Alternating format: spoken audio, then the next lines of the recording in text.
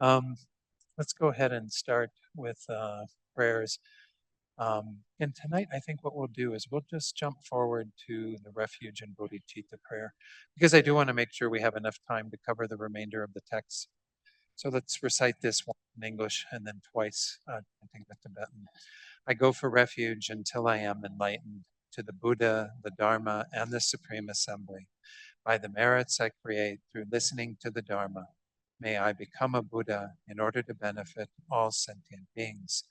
Sangye chodang soki choknam la, jang tu bardu dakni kyapsu chi, daki chunyan gipe sonam gi, dola penchir sangye duparsho.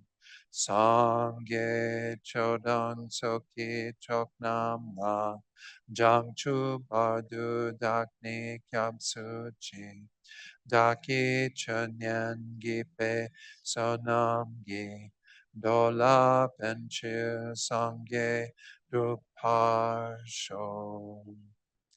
Let's do a short meditation to focus the mind using the breath for the first few minutes, and then I'll lead you in a short reflection to set our motivation for this class this evening.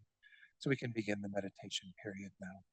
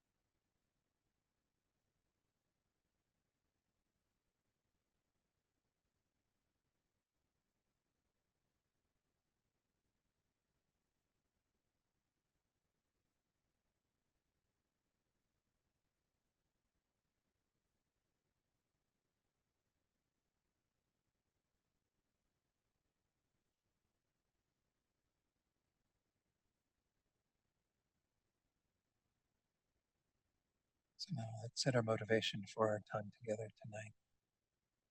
In this course, we've been working with these 3 times of death, intermediate state, rebirth. And we can have a lot of different motivations for acquiring this knowledge, even just to have an awareness of what transpires when this life comes to an end can relieve much of our fear, our anxiety around death. Nonetheless, the main goal in all of our Buddhist practice is to eventually abandon death, intermediate state, and rebirth, to be in the deathless state, attaining freedom from samsara that we all desire, to no longer be under the control of our karma and delusions, but moreover to achieve the state of Buddhahood, where we then can help others to also be free from the round of cyclic existence. And of course, in Tantra, in particular, to be able to use our knowledge of these 3 times as a basis upon which we can develop the 3 bodies of a Buddha. So we, of course, need to bring at least a motivation of bodhicitta to these teachings, a wish to acquire this knowledge so we can be of benefit to all beings by attaining enlightenment ourselves. And especially in the tantric dimension, to want to do this as quickly as possible. Become a Buddha as soon as we can so that sentient beings won't spend as much time suffering, because we then will be able to help them, to benefit them. So generate this motivation to quickly become a Buddha for the sake of all sentient beings, and think that it's for this reason that you're here again tonight, engaging in this class. And you can open your eyes fully and carry on with the text. So in the last class, we finished off the death process and went on to the intermediate state. We didn't quite finish the intermediate state. We were going through kind of these points. The way that it has been set up for most of these sections is you kind of go through the main topics, and then there's a few clarifying points. And so I'm going to go back to the text where we were, and we can kind of pick up there. And then if you do have questions from last week, maybe just hold on to them till later in tonight. Again, I'm hoping I'll be able to conclude the text with a little bit of time for questions. But essentially, we're in this section. This is page, I think 11 is in the text, but it's in the PDF file, but it's 10 in terms of the actual pages of the text. So we're in the section that's called perception. This is about like how intermediate beings are seen by each other or others. Vasubandhu's tree of knowledge explains that intermediate beings are seen by others of similar type, and by those with a pure divine eye, that is clairvoyance. There are a number of clairvoyances that one can attain through meditation and even through birth. But the idea is that certain beings can see these intermediate state beings. But those who are in a similar type, such as like if you have an intermediate state where you are destined for a hell rebirth, other hell destined beings would be able to see you as well. They would be able to perceive you. Then it says that the topic of this clairvoyance, a divine eye that is attained merely through birth is impure, whereas one attained through the power of former meditation is pure. Again, I don't know that's horribly relevant, but the idea is that there is a special quality to when we attain it through meditative practices. They say that whenever you attain any of the 4 concentrations, there's the attainment of calm abiding initially, and then you go on to develop these 4 concentrations, first through fourth, and any of those can be a basis for developing these clairvoyances, the divine eye, divine ear, and so on, knowing past and future lives. There's a whole list of them. So then it says Vasubandhu's commentary on the treasury of knowledge, the Abhidharma Kosha Bhashya, explains that intermediate beings of higher type perceive those of lower type. So essentially, you have kind of an ability to see all the beings that are beneath you in terms of status. Again, I imagine the status is in terms of hell beings at the bottom, hungry ghosts, animals, humans, demigods, gods. And then, of course, the form realm gods would be above that. We're going to talk about the fact that form realm beings do have an intermediate state, whereas the formless realm beings do not. The next category, or next topic, is size. Vasubandhu's commentary on the Treasury of Knowledge explains that an intermediate being of a human of this world has the size of 5 or 6 year old youth. However, it is said that such is not one pointedly certain. So this is maybe a general size that these beings have in terms of their intermediate state body, which again is a body made of wind. It's not really a physical body in, with the grosser components that we can normally see or ascertain. In terms of aspect, this has to do with kind of the aspect that they are experiencing. Asanga's actuality of the level says that to an intermediate being of a bad migration, again, animal, hungry ghost, or hell being, there appears an outstretched black flag or night pervaded by darkness. This is an aspect in terms of what they are experiencing as they go about that time in the intermediate state. There's a continual sort of darkness or this sort of black flag that is in front of them. Then to an intermediate state of a happy migration, human, demigod, or god, there appears an outstretched white cloth or night pervaded by moonlight. So again, those two, the duality of these two colors of darkness indicating the lower realms, brightness or light indicating the upper realms. That's again something that will just be to the mind of that intermediate state being. Color, what is the color of their bodies? The Sutra of Teaching to Nanda on entry to the womb explains that the body's color in the intermediate state of a hell being is like a log burned by fire. So this kind of dark uh, color. Of a hungry ghost, the color is like water. Of an animal, like smoke. Of a god of the desire realm or a human, the body is gold. And of a god of the form realm, the body is seen as white or has that color of white. In terms of the shape, it's kind of interesting because, again, they do take on the shape of the migration that they are destined for. The karma has already ripened, and so they can take on that shape, kind of mirroring in what they are going to be taking birth as. So Vasubandhu's Treasury of Knowledge says that an intermediate being has the fleshly aspect or physical shape. Again, they don't really have flesh per se, but it has that bodily aspect of the prior state of that migrator as which it will be reborn. Prior state's going to be explained. Prior state doesn't mean the one you had before in the previous life. It means prior state in terms of these 4 states that are coming up. There are 4 states that are generally demarcated. First is the birth state. That's the first moment of connecting to the new life. So birth state is very brief. It's just that moment in time when the consciousness joins with the new physical aggregates, the new form aggregate of that next life. Prior state is the existence from the moment after connecting to the new life until the death state, until one dies in that body that one has attained. Death state is the existence during the last period of death or at the time of experiencing the clear light of death, right? It's what we talked about when we went through death. Intermediate state is the existence that occurs between the death state and then, of course, the resultant birth state that one has in the next life. So, as he says in this next paragraph, mistaking the mere words of the term prior state, some assert that an intermediate being has the physical aspect of the former life. Also, others, seeing Asanga's explanation that it has the physical shape of the next life, assert that it has the physical aspect of the former life for 3.5 days and of the next life for 3.5 days. Kind of, they split it up then and say you have 2 different physical aspects within the course of a 7-day lifetime in the intermediate state. So Nkappa's great exposition of the stages of the path, though, explains that these are only fabrications without correct sources. For the word prior in the term prior state is prior relative to the death state of the next life, but not to the intermediate state.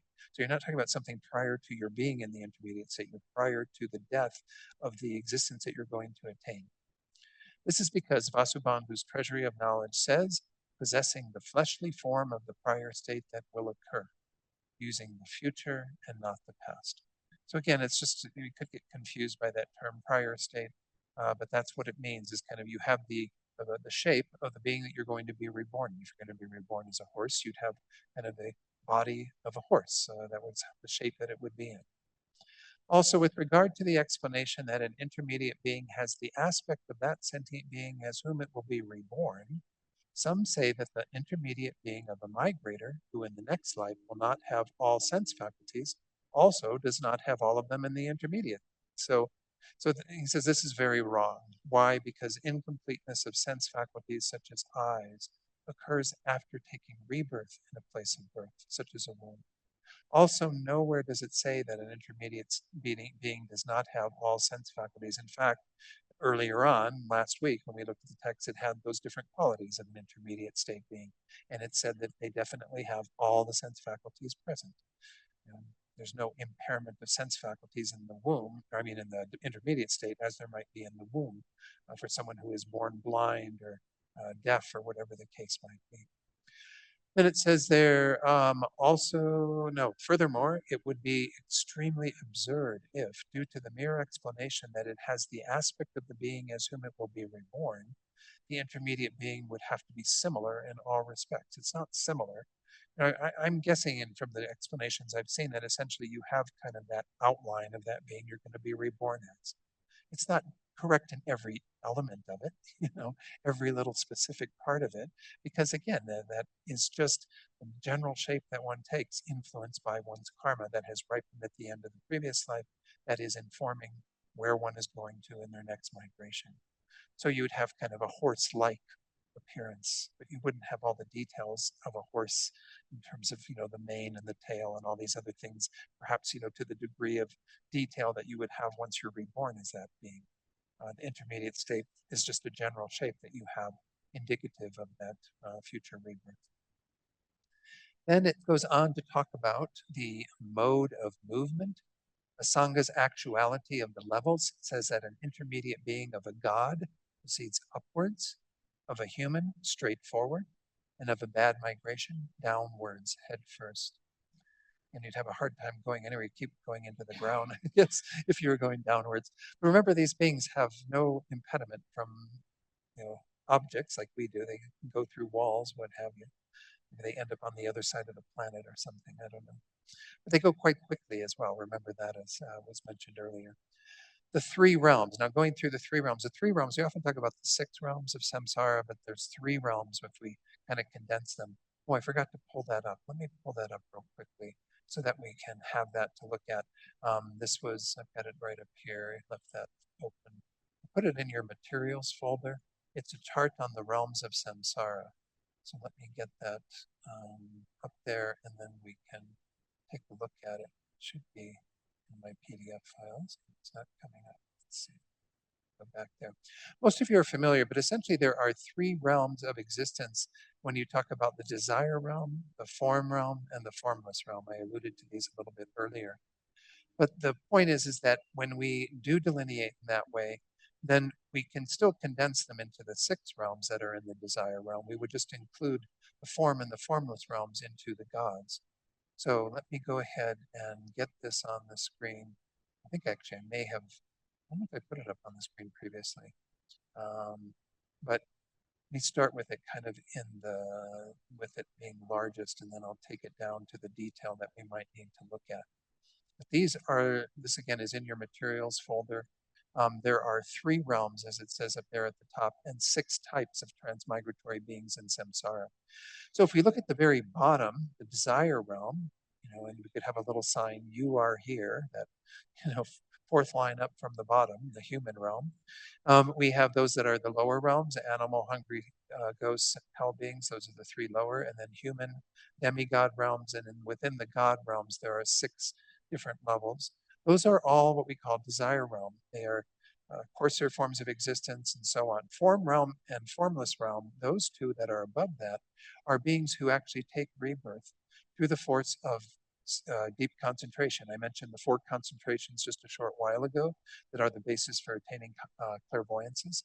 You end up in one of these 4, either the first absorption, second absorption, third absorption, or fourth absorption on the basis of attaining those states of concentration.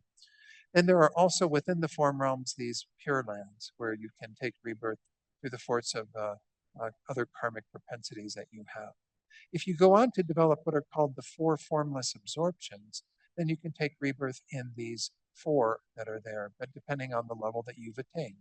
Limitless space, infinite consciousness, nothingness, and then what's called the peak of cyclic existence, which is the highest you can be when you're in samsara in terms of the kind of I don't want to necessarily use the word bliss, but the peaceful state that you can attain when you are at that level of existence.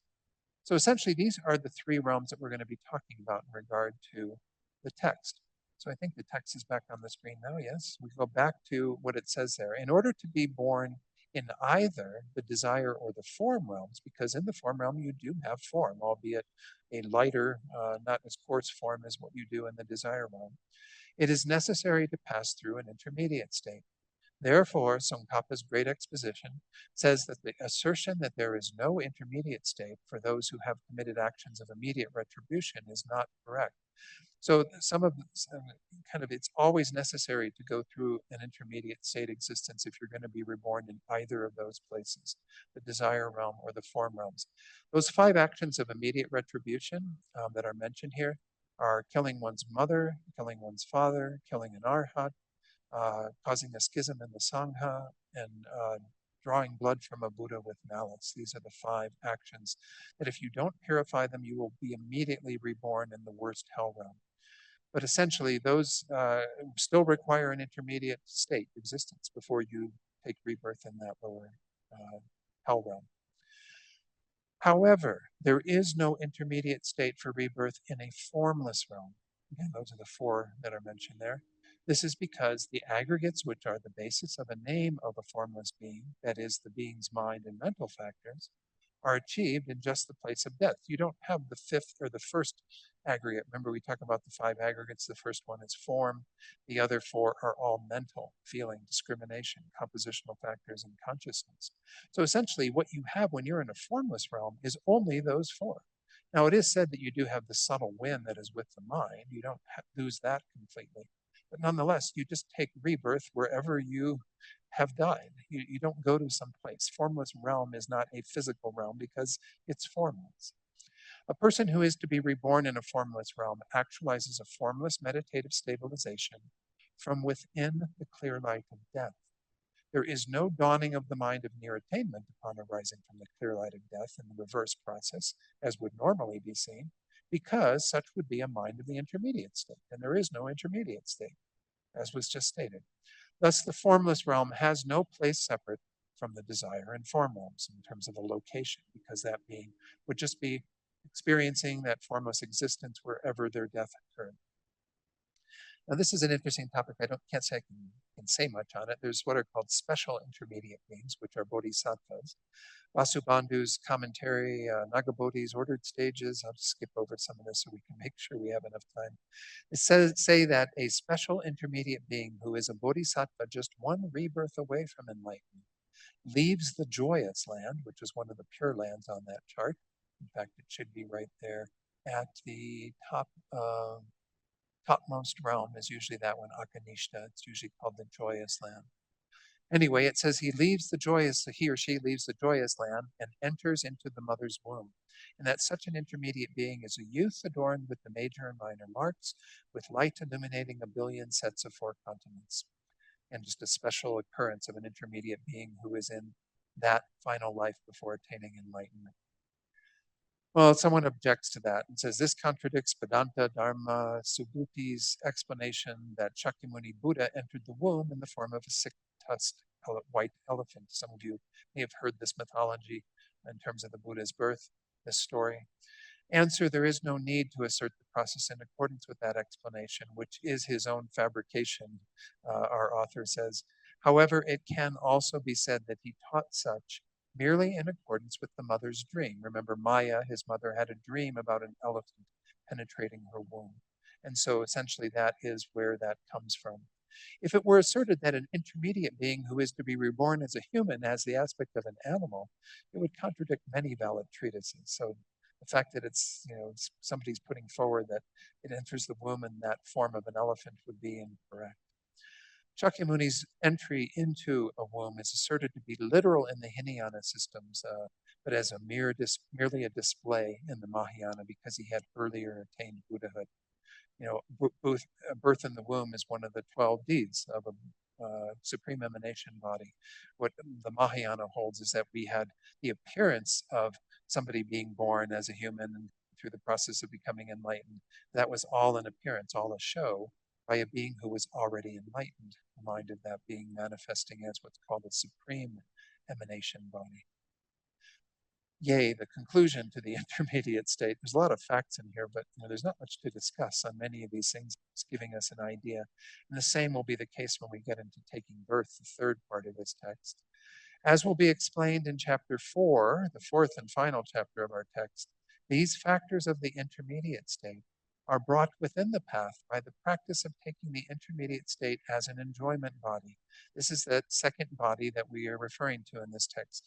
We're talking about the three basic bodies: death, the basic body for the truth body, the dharmakaya; intermediate state as the basic body for the enjoyment body, the sambogakaya; and then when we get to birth, rebirth, that will be the basis body for the nirmanakaya. So it says, as an enjoyment body in the stage of generation in highest yoga mantra, they are also the basis of purification by means of the impure and pure illusory bodies in the stage of completion. I'm not going to go into detail on that. That was covered for those of you who studied highest yoga tantra with me earlier this year and last year in that text. But essentially, that is the physical component. That is a part of our tantric practice. That is what becomes the enjoyment body of our enlightened state. Therefore, it is important to know them in detail. So again, we're not going into the tantric elements of it so much because this course is really just to give us that information about these three: death, intermediate state, and rebirth. Taking birth, third part. The Sutra of Teaching to Nandra on Entry into the Womb says that in order for an intermediate being to take rebirth in a mother's womb, 3 favorable conditions must aggregate and 3 unfavorable ones must be absent. We're going to get into something we talked about last week in terms of the karma of it. I can't remember who asked that question about the karma, but essentially there has to be a karmic connection. That's the 6th one. Well, let's go through these, and they're kind of interesting. First, the mother must be free from disease and at a time of non-menstruation. In other words, able to become impregnated. And we're talking here mainly about the human rebirth. There are certainly many different rebirths we can have. And there's rebirth from an egg, rebirth from a womb, as humans are, as well as mammals, rebirth instantaneously, spontaneously, and they even say rebirth from moisture. But I'm not really, when I studied this, we weren't really clear about what that's referring to. It does seem like you have rebirth from moisture in terms of like mosquitoes that might lay their eggs on top of water or what have you, and then those mosquitoes hatch from that. But that's rebirth from an egg, and maybe it was just the way they put this text together. They weren't thinking of eggs being there. They just saw naturally things arising from water, various insects and what have you. But essentially we have those main 3 ones, and perhaps there is in some realms rebirth from moisture, but it doesn't seem like in the human realm that that's really something scientifically proven. So that's the first one. Again, we're going to mainly talk about human rebirth here. The smell eater, or intermediate being, again, Gandharva is the Sanskrit, must be nearby and wish to enter. So this is again, what you are driven by during the intermediate state through your karma ripening to get that next existence. You are driving yourself to find your next rebirth. And so it has to be nearby and wish to enter. There has to be that desire to unite with the basis for another existence, the fertilized egg of the parents. The male and female must desire each other and meet. And this is another condition that needs to be there, a favorable condition for that to happen. Now, again, this is, kind of in the more traditional way of talking about how people copulate and produce babies. But, obviously babies come from sometimes when people don't desire each other. And I'm thinking in particular like the case of rape or what have you. So it doesn't mean that these absolutely have to be there, but there has to be some meeting in terms of the physical intercourse that is occurring that would become the basis for that rebirth to take place. Number 4, the mother's womb must be free from the faults of its center being like the shape of a barley seed, an ant's waist, or a camel's mouth. These are rather vivid descriptions, but I can't say that I can distinguish between all of these as well as perhaps someone else might. But nonetheless, to have these faults of the shape of the womb would be problematic in terms of the birth taking place, the conception taking place. And also the womb must not be obstructed by wind, bile, or phlegm. These are the 3 elements in Tibetan medicine that are needing to be in balance. And so I don't know much more about what that looks like for a womb to be obstructed in that way. But these are, again, the first of the three unfavorable conditions that have to be absent. Number five, both mother and father must not have faulty seed in the sense of either the semen or blood not descending. They usually use blood as a reference for the egg, but essentially, because it is with blood, but essentially, those are the two substances, obviously, that have to, you know, be there, and they cannot be faulty. Or of the one descending before the other, or though they descend together, of either being rotten in some way, not, able to sustain life. And so that's, obviously a condition that's necessary. Then the karmic element is number six. The smell eater must be free from the fault of not having accumulated an action, a karma, for being born as the child of that male and female, who those parents as well must also be without the fault of not having accumulated an action for becoming its father and mother.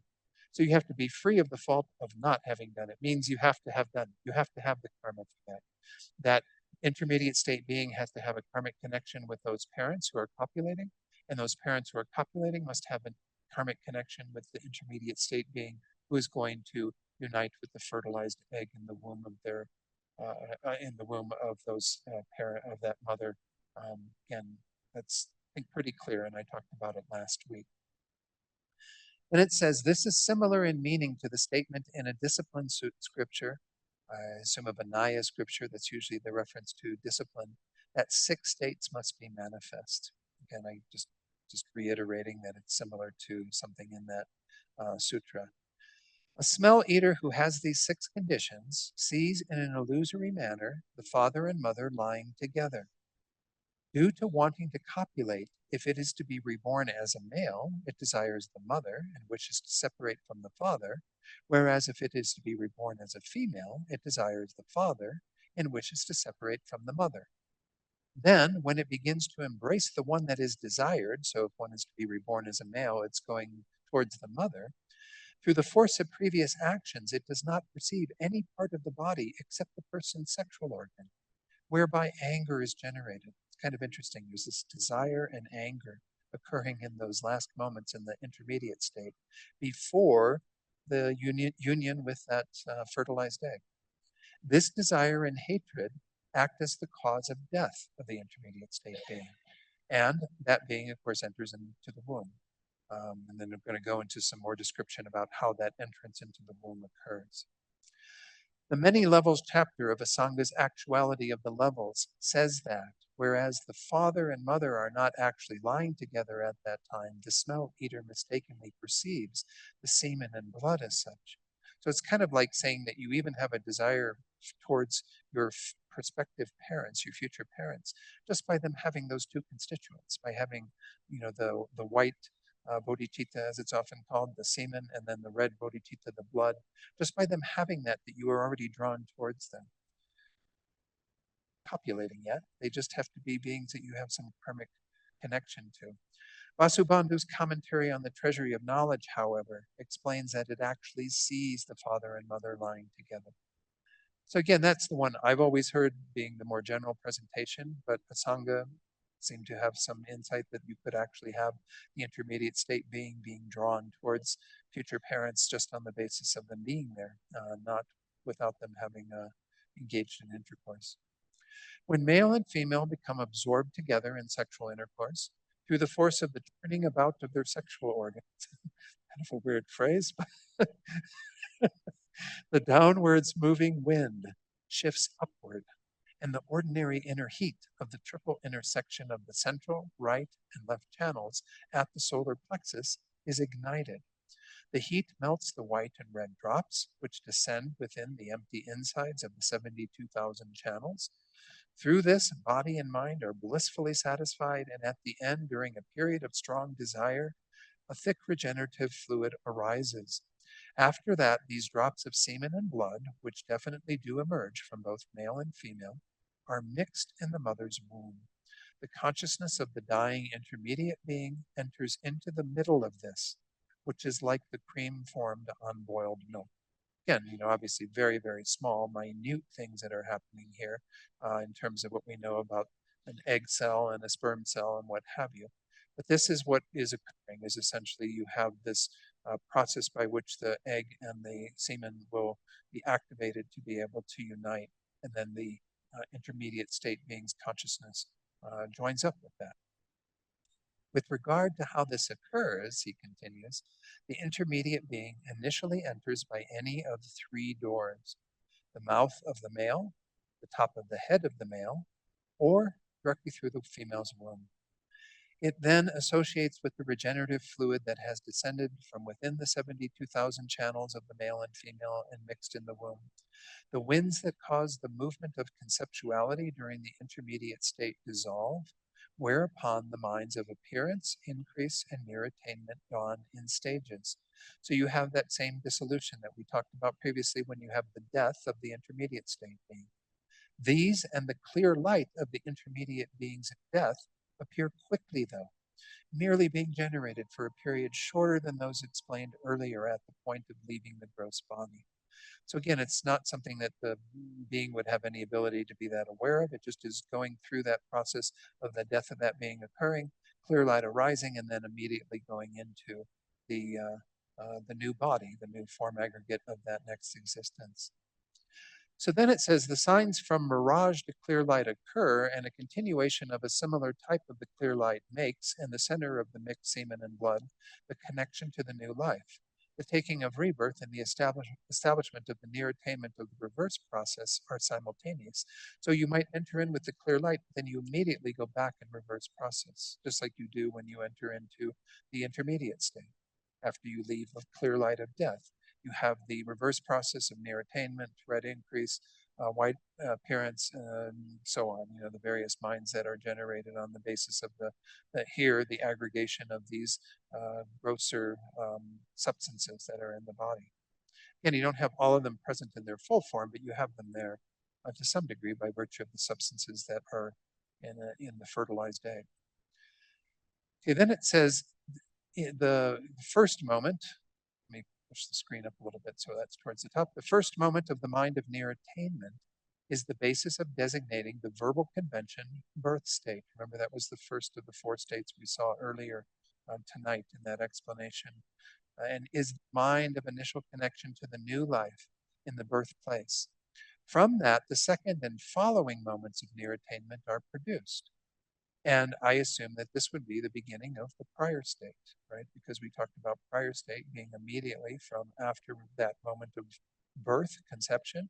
Birth is not referring to coming out of the womb in this case. Birth is when we take rebirth with the new aggregate, the new form aggregate of that next life. From that, again, the second following moments of near attainment are produced from that increase, from that appearance, the 80 indicative conceptions, as well as the winds that are their mounts. And from the wind that is the mount of the mind of appearance, a wind is generated that has a special capacity for acting as a basis of consciousness. From it, a fire constituent that has a special capacity for acting as a basis of consciousness is generated. From that, a water constituent that has such a capacity, and from that, an earth constituent that has such a capacity. So essentially, you have all of the components there, albeit in a very subtle way, to go back to that grosser level of awareness that is what we were leaving behind way back when the death process started and when we began this course 3 weeks ago and went through all of the various elements of the death process. With regard to the door through which an intermediate being enters the womb, Nagabodhi's ordered stages explains that it enters through the door of Varochana, the top of the head, the crown, whereas the Sambarodaya Tantra and the Vajrashakara Tantra explain that it enters through the male's mouth. This is kind of just where that being is going through that subtle body with its consciousness is entering either through the crown of the male or again through the throat, the mouth. Therefore, initially, the intermediate being enters through the male's mouth or top of the head and emerges from his secret place, from the phallus, entering the mother's lotus, vagina. The consciousness of the dying intermediate being makes connection to the new life in the middle of the semen and blood in that fertilized egg. Also, since Vasubandhu's commentary on the Treasury of Knowledge explains that it enters through the door of the mother's womb, it should be understood that there are 3 doors of entry to the womb. either through the male's mouth or the top of the male's head, as was explained, or the door to the female's womb directly. So it seems that there are instances where you just go immediately into the female's womb. This presentation has been given in accordance with the mode of entry of a human intermediate being who is to be reborn from a womb. However, since in general an intermediate being is unobstructable, it does not need a hole for a door of entry, right? Because it's just going to enter in immediately. Nonetheless, that's how it's described. For Vasubandhu's commentary on the Treasury of Knowledge says that it is well known that organisms are found inside a mass of iron that has been split apart. Also, sentient beings exist in very hard rocks and stones that have no openings. So again, it does seem that you have beings that are able to penetrate into matter and go through walls, what have you, like intermediate state beings are said to do. I might mention here that one of the things, of course, we have in our technology that didn't exist at the time of the Buddha are in vitro fertilization, right? That occurs in a test tube where, not, I don't know if it's technically like a test tube, but it occurs in a laboratory and then is implanted in the womb of the mother. And they can even be implanted in the womb of someone who is not the biological mother, right? Because you can have the fertilized egg and semen, that together from two different people that are not related to the birth mother. So again, we do have other things that are described in our culture, but it doesn't mean that because it was described this way that you need to see people copulating and have that attraction, what have you, that you can't have the union of that consciousness of that intermediate state being with that fertilized egg.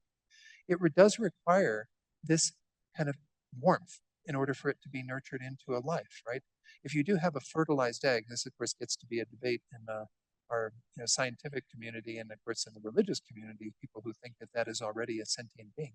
If you have something that's outside of a womb that is a fertilized egg, it is not yet a sentient being in Buddhism.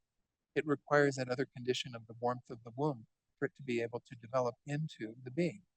So essentially, until it is implanted in the womb, the consciousness will not have entered it. At least this is my understanding on the basis of, I think it was even in the Mama Zopa's book, but Venerable Rabina and I had a nice discussion about this once, and she said that's how she always answers that question is, well, what happens with in vitro fertilization?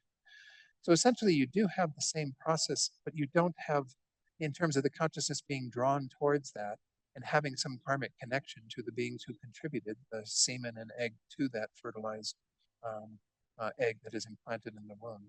But essentially, that is the moment then when the consciousness would enter. It doesn't require that someone be copulating in order for that to be for that to occur, right? Or else there would be no in vitro fertilization, essentially. You wouldn't have the ability to have a life that is sustained and takes birth, comes out of the womb, in the form of a being, unless that were possible. So I'm just pointing that out. I never heard a Tibetan teacher talk about it in great specifics, but it makes sense. You do have, again, that kind of that process that they talk about with the fire constituent, that you need to have some warmth of the womb for you to be able to kind of go through this process of the fetus continuing to develop, what have you, as well as the consciousness to be generated. So now it's going to talk about the development of the body in the womb. I'm going to go through this rather quickly because there's really not a lot to say. I mean, I remember when I was growing up and they had the Life magazine with those pictures of the fetus, that started off with the embryo and goes to the fetal stages. And, you know, there's, of course, much research now about what happens in the womb and the process of the development of the fetus. The Sutra of Teaching to Nanda explains that the womb is below the mother's stomach, of her large intestine. Initially, the oval-shaped fetus is covered on the outside by something like the cream on top of boiled milk, but inside it is very runny. It's not so cohesive yet. From this point, gross physical aggregates are established. Thus, the subtle and gross bodies that last until death are achieved from the constituents of the four elements. Again, earth, fire, water, wind. The earth wind causes holding, the water wind causes cohesion, the fire wind causes maturation and non-putrefaction, weird word, and the wind causes development. So you have these different forces that are involved in actions of material substances that are in the fetus that continue to grow the physical body of that being. When the shaped fetus has passed 7 days, a new wind is produced, And due to the maturation that occurs by means of it, the fetus becomes viscous, both outside and inside, like yogurt, but has not become flesh. When another 7 days pass, a new wind is produced, and through maturation due to it, the fetus becomes fleshy but cannot withstand pressure. After another 7 days, it hardens due to maturation by a new wind. The flesh is now hard and can bear pressure. When this in turn has passed 7 days, due to maturation by a new wind, the fetus develops legs and arms in the sense that 5 protuberances, signs of the 2 thighs, 2 shoulders, and head, stand out clearly. Of course, you don't have the full limbs yet, but you have the beginning of that in terms of these 5 protuberances from the main torso. In Nagabodhi's ordered stages, these are called the 5 states in the womb. And these 5 kind of states that you go through with these 7 days, each 7 days a new wind growing and what have you. So these are the first 5. That would be what, about a little over a month, 35 days or so. Vasubandhu's commentary on the Treasury of Knowledge and the Sutra of Teaching to Nanda on entry to the womb switch the order of the names for the first 2 of the 5 stages, leaving the latter 3 as before, whereas Asanga's actuality of the levels reverses the first 2 as was done in this explanation. However, it is said that, except for there being different orders in the designation of names, there's no contradiction in the meaning. So again, we're still talking about the same fetal development. It's just different names that are given in different texts. During the 4th week as well, the white and red drops divide into refined and unrefined portions. From the white arise the 3 internal treasuries obtained from the Father. These are often called, these 3 and the 3 from the Mother are called the 6 substances of this human body that make it ideal for the practice of Tantra. Regenerative fluid, the seminal fluid and so on, marrow, and bone. From the red drops arise the 3 external treasuries obtained from the mother: flesh, skin, and blood. Let me take it off screen just to talk about this. We are going to get into this, and there is another section where we talk about the channels, the winds, and the drops and how they form. I did talk about this previously, but know that again, when you have that initial semen and egg, those 2 substances, the white bodhicitta and the red bodhicitta, within those are this drop, the initial drop from your mother, a white drop from the father, a red drop from the mother. These 2 are united in the womb, and they are the basis upon which this multiplication of drops occurs in the body. We're going to see that coming. So essentially, from those are also drawn these various physical substances. Again, was mentioned for the father, was from the white drop, where the regenerative fluids, the bone and the marrow, and from the mother, let me go back to it, I didn't memorize all of these, would be, again, the external treasuries from the mother, the flesh, skin, and blood. So those are kind of the basis of those. And those subtle substances, the red and white drops, abide in the body. The main 2 that I just mentioned abide in the heart center. We're going to see that coming up, mentioned later again. But we talked about that at death, because that is the final separation of those out of the indestructible drop of this life, is what occurs after the clear light of death ends. So again, these drops are going to be talked about, but I just want to mention them since they're brought up in that paragraph. The place in semen and blood where the consciousness initially enters later becomes the heart. In it, there is a mass the size of a large white mustard seed or small pea, which is a composite of 4 factors: the very subtle wind and mind, and the essences of the semen and blood. In other words, you have those 4 things residing there: the very subtle mind and the very subtle wind together with it, and then the red drop and the white drop from the parents. All of those abide in what we refer to it often as the indestructible drop. But you have the indestructible drop that is with this body, that does dissolve and remain behind with this body when the consciousness leaves. And then you have the indestructible drop, in a sense, that is the subtle wind and mind that go on to the next life. So you have kind of a more long-lasting, eternal drop, if you will, that is the mind and wind that go on to the next existence and go on all the way to enlightenment. But essentially, the white and red cells, or not cells, drops that you got from your parents remain with this body in an indestructible manner at the heart chakra until death occurs. Okay, so with that in its middle, the central channel and the right and left ones that each encircle it 3 times are formed. So in essence, what happens, let me take it off screen for a minute, is that you have this at the heart of the being that is formed initially, is this white and red drop, the white on top, red on the bottom, and the consciousness, subtle consciousness, and wind together with it. From those, the channels begin to develop. So you have the development of these channels. We're going to see that again coming up as well. But you have the central channel and the right and left channel going to the top, generating that way, and then to the bottom, because again, they go throughout the middle of the body. So this is where everything starts from, the physical development of these various bodily substances, but then also, of course, the subtler physiology that we talk about in Tantra. The top, oh, I didn't finish that section. I'm sorry. Go back up there. This was the last sentence there. Then through the force, and by the way, that 3 times, is circling 3 times. We'll talk about that a little bit later. Then through the force of the upward moving wind being generated upward and the downward voiding wind going downward, the central as well as right and left channels develop upward and downward, what I just explained. The top and bottom of the body at this point are thin, and the middle is bulbous, like the shape of a fish. Then gradually, those 5 protuberances that were mentioned earlier, after them, the 5 limbs, hair, nails, body hair, etc., the physical sense powers, the male or female organ, the breath wind that moves through the mouth, the 8 sources of speech. My teacher did find those, but I don't know that I need to share all of them, tongue, palate, and so forth. The lips are included in there, all these various things that give us an ability to speak. And the mindfulness, which is the movement of the mental consciousness to objects. All these arise in complete form. I can't explain what this mindfulness, which is the movement of the mental consciousness object, I'm not sure what that all is referring to, but essentially you develop all of the abilities in the womb to be able to come out of the womb with a full awareness of what is appearing to your 5 senses as well as your mental consciousness, again, provided that you have healthy sense organs. If the child which has developed that way in the womb is a boy, he dwells crouching on the mother's right side and facing backward toward her backbone. If it's a girl, she dwells crouching on the mother's left side and facing forward. Can't give any testimony to that. I don't know if anyone who's, conceived children who, would have an ability to validate that one way or another.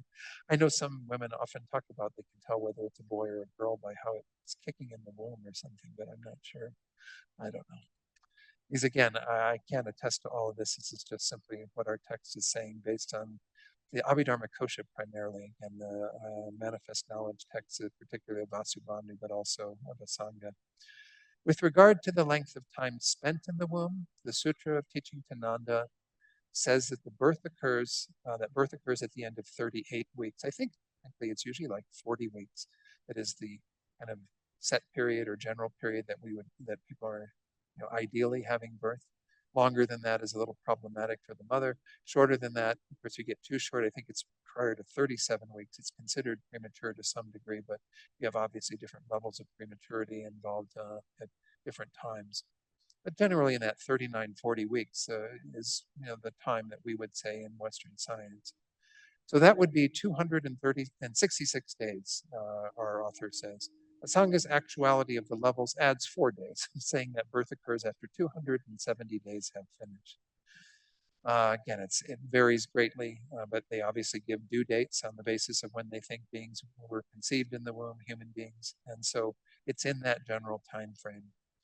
The Sambogakaya Tantra refers to a mind possessor, this is a sentient being, Semchen, that emerges during the 10th month.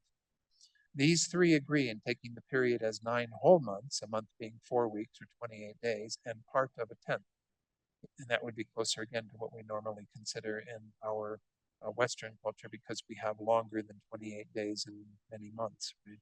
So it would be a bit longer, part of a 10th month, as well as 9 28-day months. It should be noted that the days mentioned in the Sutra of Teaching to Nanda and the Sanga's actuality of the levels refers to full days and not certain dates, and the months a period of 4 weeks and not calendar months. And not information that I think is like horribly, horribly important. It's just giving a delineation based on what occurs in a human rebirth. During the 35th week, the body, that is to say, the aggregates, constituent sources, limbs, secondary limbs, hair, nails, and so forth, the sources of speech, such as the tongue and palate, and the mindfulness, which is the mental consciousnesses engaging objects, are all complete. In the 36th week, oops, how did I do that? I went further down than I needed to. Oh, I went further up now. Okay, let me get down there. During the 36th week, the child comes to dislike the womb and generates a wish to leave. In the 37th week, it generates a discrimination of bad odor and filthiness. It's kind of interesting because you wouldn't think that the olfactory sense would be operative in the womb because it does seem to require air, but maybe there is an ability to detect it in the amniotic fluid. I don't know. Finally, in the 38th week, a wind called secondary, which is generated from former actions, arises, whereupon the body of the sentient being in the womb turns upside down. Right, this is a natural birth. A breech birth would be if it comes out bottom first, which is not ideal at all. With its two arms contracted, it approaches the door of the uterus from the mother's womb. Then a wind called facing downward, which is generated from former actions, arises, whereupon the sentient being in the womb is forced into the vagina with its head down and feet up. At the end of the 38th week, it emerges outside and becomes an object of ordinary sight. Successively, the 5 states after birth, childhood, youth, adulthood, middle age, and old age occur, of course, as long as the being is still alive during those various stages. But essentially, this is a human rebirth as it's described in our text. Again, they're just talking when they said 38th week, they mean whenever birth is occurring. So if it's later than that, it would be the same process where the fetus turns around and then birth occurs in a normal way. Obviously, there are complications with birth sometimes, and there are cesarean births and what have you. Our text doesn't go into all of that. This is the part that is referring to what goes on in terms of our subtle physiology, which once more is something that is of great import in our practice of highest yoga tantra. So this is again something that may not be as applicable to what you have studied in terms of if you haven't studied highest yoga tantra, but if you have, then some of this is really quite interesting. Initially, 5 channels of the heart form simultaneously: the central, right, and left channels, the 3 main ones that we often talk about, as well as these, which I can't say much more about them: the triple circle of the east, which is in front of the central channel, and the desirous one of the south, which is to one's right. It's kind of interesting. They do directions, like particularly in Highest Yoga Tantra, when you are visualizing yourself as the deity in the mandala, you are always facing east. So you have east, south, west, and north. So that's kind of the idea behind this. Is when they're talking about something to the east, a channel to the east, they mean in front of you. If it's to the south, it's to your right, and so on. So just wanted to point that out. These are directions that I guess, again, they refer specifically in Tantra, but I don't know if they're used in other places in Buddhist teachings. After that, 3 channels form simultaneously: the free of knots channel that abides with and behind the central channel, the household one of the west, which they have in the back, which is kind of interesting because, again, west would tend to be, in the back. That's right. Correct. You have east in the front, west in the back, and the fiery one of the north, which is to your left. So again, that all fits into the description I gave. But again, this one, the free of knots channel, abides behind the central channel. I guess they mean like directly behind, whereas again, the other ones are more in those directions. These are called the 8 channels that initially form at the heart, and not to be confused with the 8 channel petals of the heart. I might show you a brief, I'll go ahead and do that, show a brief line drawing of what these kind of petals at the heart look like. This is according to Guhya Samaja Tantra.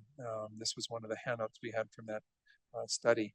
What happens is, again, in the middle there, kind of where you have kind of this empty space between this, is the central channel. And essentially what you have are the right and left channels wrapping around.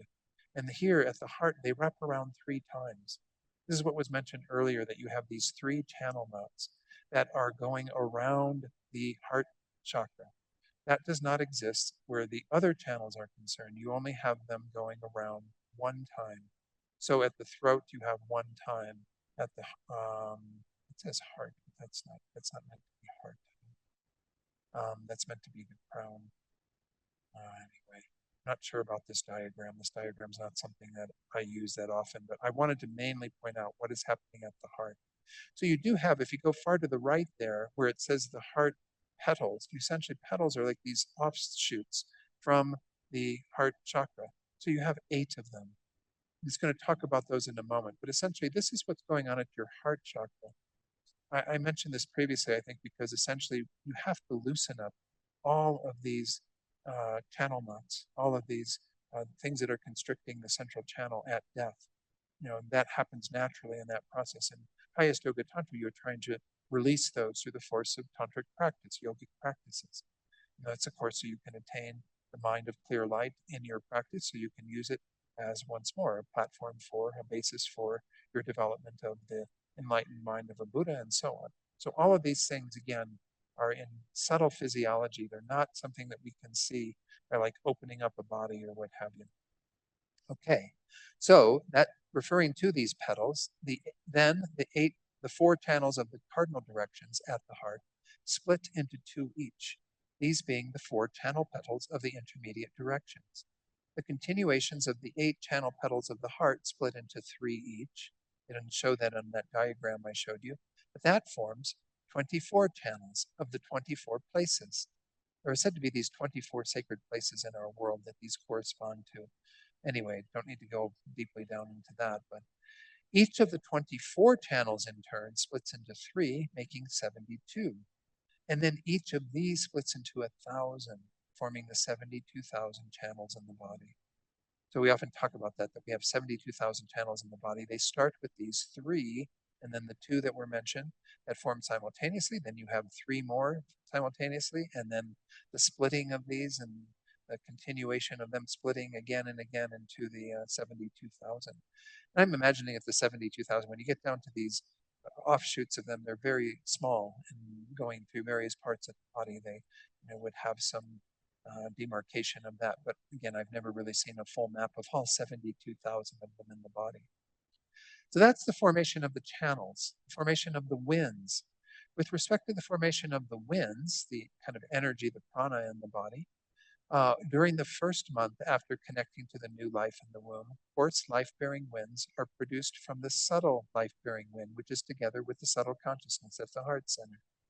At that time, the physical shape of the being is like that of a fish. In the second month, the downward voiding wind is produced from the life-bearing wind. That's the second of these 5 primary winds. So you have the coarse life-bearing wind, the downward voiding wind. At that time, the body has 5 protuberances, like a turtle. In the third month, the fire-dwelling wind is produced from the downward voiding wind. So that's the third one, the fire-dwelling wind. At that time, the upper body is slightly bent and thus has the formation or form of a wild boar.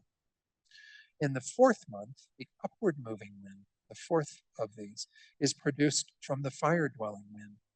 At that time, the upper body is slightly broad and thus has the form of a lion.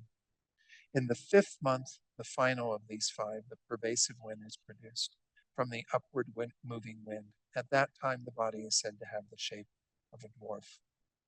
So again, this is just delineating when these 5 primary winds, and then I mentioned previously the secondary winds that are all correlated with our senses, our 5 physical senses.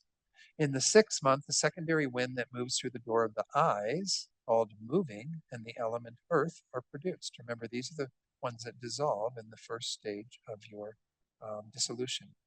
And the 7th month, the secondary wind that moves through the door of the ears, called intensely moving, and the element water are produced. And those would be what fall away in the second dissolution, way back when we talked about death. In the 8th month, the secondary wind that moves through the door of the nose, called thoroughly moving, and the element fire are produced. That would be, again, what falls away in the third dissolution. And in the fourth dissolution are the 2 remaining winds, as well as the 2 consciousnesses. In the 9th month, the secondary wind that moves the door of the tongue, called strongly moving, and the element wind are produced. And in the 10th month, the secondary wind that moves the body through the door of the body, while definitely moving, and the element of the space constituent are produced. We don't talk about the space constituent so much in the death process, but nonetheless, that's kind of another component of the space, the lack of obstructive contact that is allowing all of this to arise. So it's at that time that the empty places in the body arise. So when you have a space constituent, then you have cavities. You have an ability, again, for the cavities in the body to form. So that's all the way up through, like, in the 10th month it states. So it's kind of interesting because it said earlier that birth was taking place somewhere around the 9th month, but nonetheless, it does seem like the kind of dimensions of the cavities of the body and what have you are produced in the latter part, according to this explanation. And then, of course, the body consciousness is the last to develop of these in terms of the wind elements that would support that. Did that again, sorry. It is said that although the 10 winds form in the womb, coarse inhalation or exhalation from the nose does not occur until immediately after birth. So again, you aren't breathing in the womb. Your breath has not yet started, but your heart is beating, all of that other stuff, blood flowing.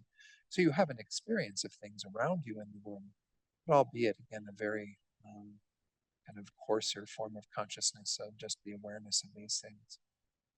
Formation of the drops. We're going to talk about channels, winds, and drops. These are the three subtle elements that are used in Highest Yoga Tantra. With respect to how the drops are formed, the mass, which is a composite of the essences of the white and red constituents, as well as the very subtle wind and mind, which is the size of a large white mustard seed and which abides in a slight empty space in the central channel at the heart, is called the indestructible drop, and that it is indestructible until death.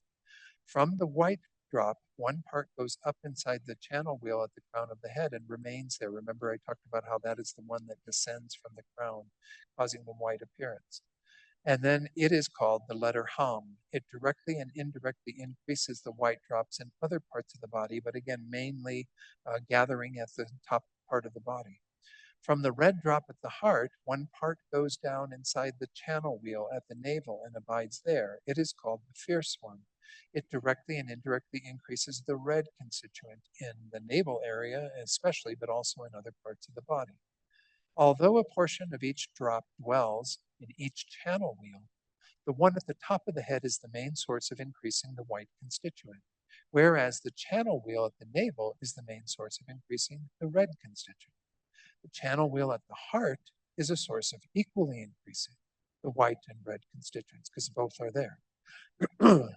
Furthermore, it is said that, excuse me a second, I need to take a drink of water, a lot of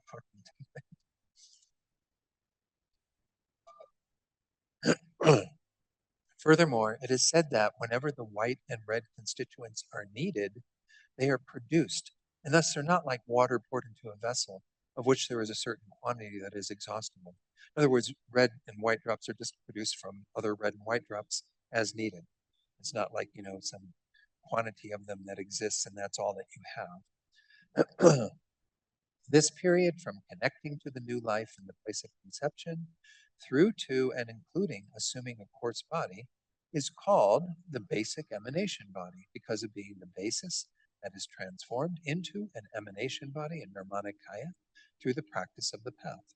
So that's how each of these conclude, is with talking about how they are a basis for the development of their respective body of the three bodies. For the conclusion of this section, as will be explained in the next chapter, these factors from the intermediate beings connecting to the new life in the womb through to and including taking birth are similar in aspect to the practice of bringing birth within the path as an emanation body in the practice of the stage of generation. They are also similar in aspect to the impure and pure illusory bodies of the stage of completion, during which either a coarse emanation body is assumed or one abides in the old physical aggregates, becoming an object of the ordinary eye. They are also the basis of purification by these bringings to the path. I talked about this earlier. These are what are often called the three bringings: bringing death, bringing intermediate state, and bringing rebirth into the path. So I don't want to go too much into what was explained there in terms of these illusory bodies. It says that when you attain pure illusory body, you can kind of be back with the physical aggregates you had that you were doing that on the basis of. And so you have an ability to make that into a sense your emanation body, but you haven't attained complete enlightenment yet. So it's still just a semblance of that. When you attain, full enlightenment, then obviously you would have a fully qualified emanation body. But these again are practices that I won't be going into as part of this course, but there's a necessity to understand what goes on at these three times so that we are able to utilize them in Highest Yoga Tantra in those three times, those three bringings. Number 4, stopping death. Yay. This is what I started with in the motivation tonight, right? The point is to stop this process for ourselves and for all beings. There's no difference in the bases being purified by means of the stages of generation and completion in Highest Yoga Mantra. In the stage of generation, which is the initial stage where it's purely imagination, one takes basic death, intermediate state, and birth as the basis of purification. As agents of purification, one cultivates these three bringings to the path as well as their branches. This means that, in accordance with the aspects of the stages of death, intermediate state, and birth, one brings death to the path as the truth body, the dharmakaya, the intermediate state to the path as an enjoyment body, the sambogakaya, and birth to the path as an emanation body, the nirmanakaya. Where I talked about those bodies of a Buddha earlier on in this course. Thereby, indirectly, the three, ordinary death, intermediate state, and birth, are purified, and one actualizes the three bodies that accord in aspect with them. And you're still, again, on the generation stage, only doing this in your imagination. You aren't accomplishing the actual resultant three bodies. You don't do that until you conclude the completion stage. That's what's talked about next. The stage of completion is the actual purifier of basic death, intermediate state, and birth, through a path that accords in aspect with them. Those factors in the stage of completion that accord in aspect with the clear light of death are the appearance, white appearance, red increase, black near attainment, and clear light that are manifested in isolation of body, isolation of speech, isolation of mind, illusory body, and union of a learner. These are the 5 initial stages of the completions stage. I'm going to put on the screen really briefly just an outline of these, because sometimes the first 2 are consolidated into what's called Vajra recitation. But we often have six stages that are involved. Actually, the last one that was mentioned, the learner's union, is immediately preceding the actual clear light, but nonetheless, actual clear light is delineated as a separate stage. But you have the first 3 are physical, verbal, and mental isolation, which are essentially where we isolate our body, speech, and mind from its ordinariness into the body, speech, and mind of a Buddha. We have the illusory body, which is the form that will eventually become the form bodies, the rupakaya. The actual clear light, which is the mind realizing emptiness directly, that is going to become the truth body, the dharmakaya. And then the union of those 2, still at a learner level until we attain the non-learner's union, which would be the state of Buddhahood. Again, and on the right, you're going to see a reference to this, that it's calling it what the illusory body, the 3rd level, the 3rd stage. That's in this presentation where you consolidate the first 2, physical and verbal isolation, into Vajra recitation. And this is just a bunch of words to those of you who haven't studied it. It's just to give you at least a context for understanding that what we're going through in our text is speaking to those stages of the practice. So once more, it said there in that, it says you have the impure, well, I'm sorry, that was on the previous one, was the isolation of body, physical isolation, isolation of speech, isolation of mind, those first 3, the illusory body, the 4th, and then the union of a learner, which would be the 5th, which presumes that you would also have the actual clear light, but it's a very short period where you are generating that and immediately coming out of that into the union of a learner with a pure illusory body. Remember, those of you who took the course. So, goes on to say, those factors in the stage of completion that accord an aspect with the intermediate state are the impure illusory body of the 3rd stage, when the above 6 stages are condensed to 5 by taking the first 2 as 1, as I just explained, and the pure illusory body of a learner's union. So if we go back to that chart, or that we have again, these 3 all precede the illusory body. Whichever side you're on, the illusory body here is, although it's indicated just as illusory body, it's the impure illusory body. And then what will happen is it will become the purified illusory body by virtue of coming out of the actual clear light into the state of the learner's union.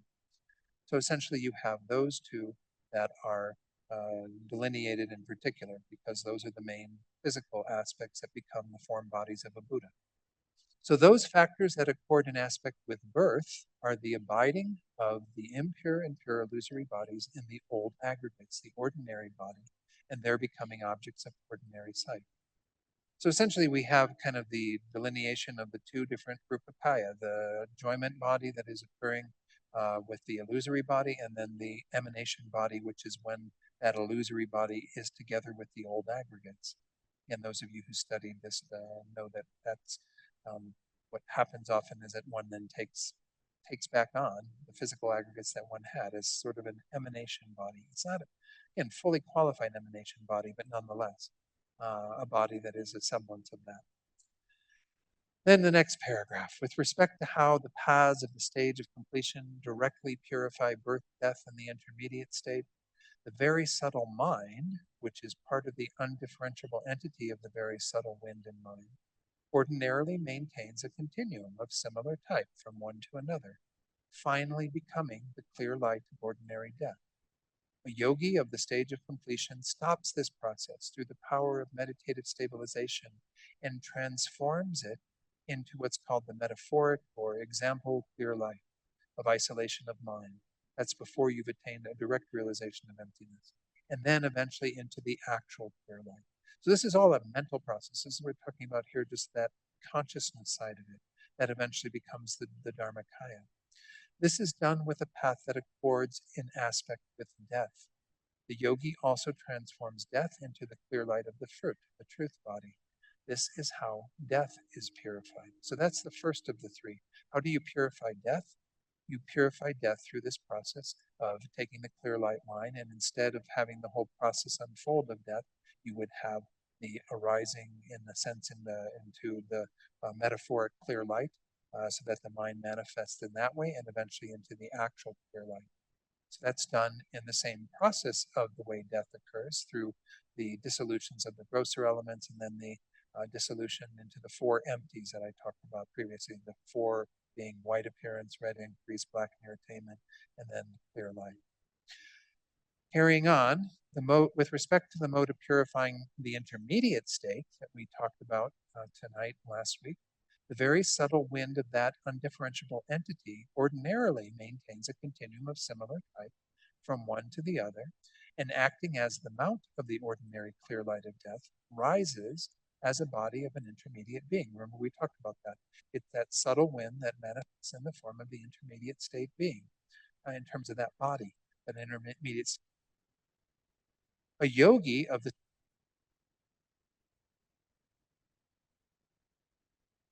transforms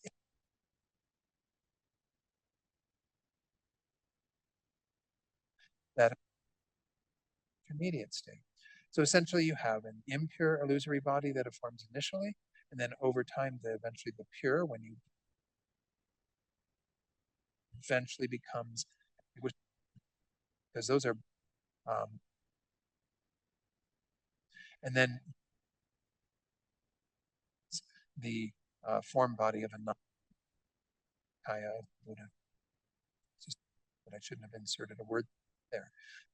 So again, the stages in that, in terms of how you work, first as an impure illusory body, and then as a those still on the learner stage, and then finally when learner stage, the pure rupakaya, the form body of a Buddha. So this is how the intermediate state is purified. Let's go on to the third. How do we purify birth? With respect to the mode of purifying birth, such an illusory body is achieved the intermediate state is ceased forever. And through the power of that, rebirth in a womb through contaminated actions and afflictions is stopped. In place of this, an illusory body enters the old physical aggregates in a manner similar to an intermediate being's taking birth in a mother's womb, whereupon it makes the exertion of explaining doctrine to others and achieving the higher paths. This is how birth is purified.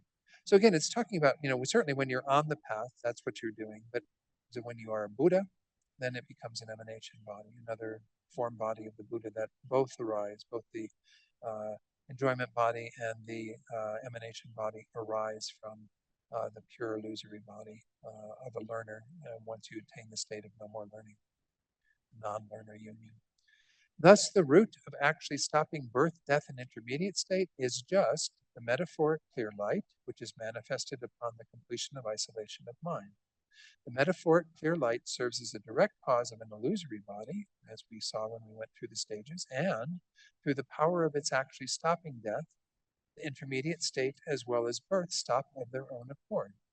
When an illusory body is achieved from such a metaphoric clear light, the intermediate state is stopped forever, because the very subtle wind that would rise as the body of an intermediate being has become an illusory body. So again, those of you who've studied the grounds and paths of Highest Yoga Tantra are understanding this perhaps better than some of you are. You go through these three initial isolations, mind, body, speech, and mind, and then you arise in a impure illusory body. Once you take on that state, you have kind of shut the door to intermediate state because you no longer have the causes and conditions for that process to unfold. In fact, you're going to see in the text, it said that once you attain that impure illusory body, you will attain enlightenment in that lifetime on the basis of that body, physical body in which all of this is occurring. Because we're talking about a subtle process that is occurring within our grosser physical body, again, with the channels and drops and all the various things that we talked about earlier. So continuing on with that next paragraph, once the intermediate state is totally stopped, there's no assumption of birth by the power of contaminated actions and afflictions. Thus, whoever attains an illusory body necessarily becomes fully enlightened in that same lifetime. And we saw that when we went through our text on grounds and paths of Tantra. Fearing that citation of the sources for what has been explained above would make the text too long, I have not given them. They can be known from the good explanations of the foremost Tsongkhapa, the father, and his spiritual sons, Gyaltsabje and Kedrupje, as well as the excellent scholars and adepts who follow them. Then we have a little kind of mini dedication conclusion from our author. Although I have written this according to the speech of the second conqueror, the father. The second conqueror is the term we give to Tsongkhapa. The first conqueror, of course, being Buddha Shakyamuni. His sons, again, the two spiritual sons that were mentioned earlier in that previous paragraph, and then the scholars following. He says, I make confession to the lamas, gods, and scholars for whatever groups of errors stray from the thought of the excellent, and I do the same, because I don't know that I have perfect knowledge of this in regard to all of these commentaries that I've given, but nonetheless, I've tried. Through the virtue illustrated by this, may all migrators, myself and others, quickly complete the good path, transforming impure birth, death, and the between, the intermediate state, into the three bodies. Through the yoga of the two stages of the profound path, again, generation and completion stage of Highest Yoga Tantra. There's a rather cute ending. This was collected from the speech of the excellent by the lazy Yangjin Gawe Lodro and was written down as a reminder for himself. They often say this, that they don't have any pretense that they're teaching this to someone else, and they're just doing it for their own review. Even Master Shantideva in his text says there may be some merit to others reading it, but it's mainly done so that I can familiarize myself with all of this. So again, I can say the same for myself. I don't make any pretense that I can share all this knowledge with you from any expertise, but nonetheless, I hope what I've been able to go through has been of some benefit. It certainly has for me. So let's see if there are any final questions. We got about 5 minutes. I did it somehow. I don't know. Thank you all for not interrupting with questions during it. But if anyone does have anything they want to ask about, Stephen does, or Lou does, okay. If you're online, please just put on your little react button, the one that has the little hand up, and then I will call on you. I know that the text that this was based on are very old. Mhm. And I know that science and everything that's talking about winds and drops and everything, there's nothing that can be done about that. That's that. But in the beginning, when we were talking about birth and some of the things that happened during birth,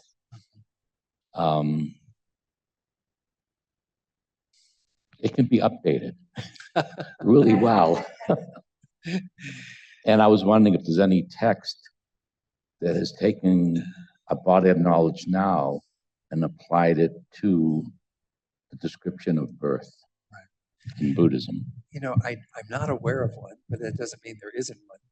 If I find out about one, I'll be sure to let you know. But His Holiness, when he's met with scientists and he's just talked about the nature of the world as observed by science, he says we have to give credence to science. And so he said, if we look at certain teachings in Buddhist phenomenology, such as the Abhidharma Kosha, which is one of the texts studied in Italy in the master's program, you read about all this stuff and you kind of like do start scratching your head and going, well, what's that all about in the light of what we know about our world that we live in? But His Holiness has always said, we have to assume that what science has observed and come to quantify is the proper knowledge. The Buddha didn't come. I remember hearing one phrase when I was studying the master's program. The Buddha didn't come to measure the world. He came to save the world, in a sense, to give people the teachings that will lead them to liberation and enlightenment. He's interested in making sure everything was exactly measured in the way that it should be, or set out in exact ways as to how it happens in physical nature and what have you. Doesn't mean he doesn't have that knowledge, because a Buddha is an omniscient being and has perfect knowledge of everything. Nonetheless, that isn't what we look to the Buddhist scriptures as being the final word on, certainly. So I'm just pointing that out. I know that wasn't what you were, you have that knowledge as well, and many of you do, but it would be nice if, we did have an updating to these things.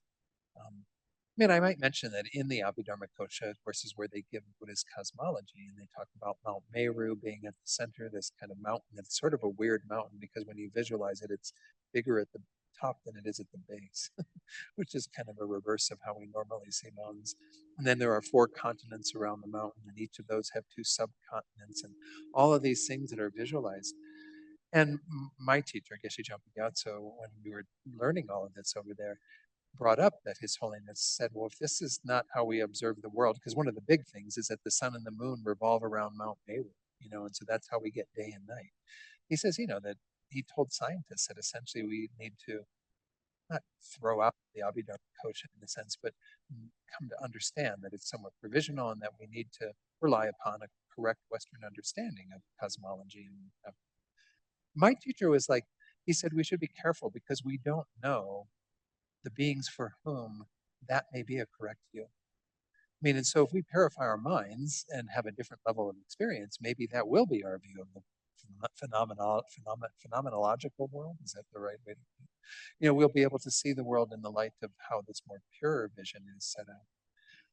But I don't know. Again, I think it is useful. Going back to your point, it would be nice version that talks about what actually transpires.